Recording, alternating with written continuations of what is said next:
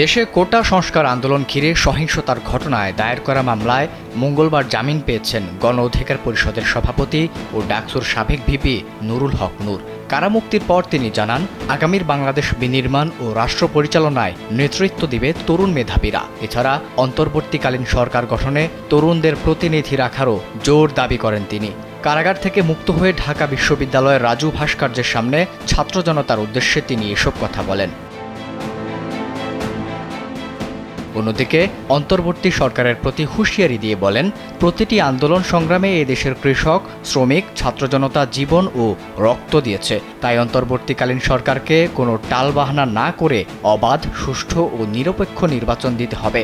আর এই সময় অন্তর্বর্তীকালীন সরকারকে তিনি 3 মাসের সময় বেঁধে দেন। স্যান্ডেলিনা সো, রূপচর্চায় আভিজাত্য।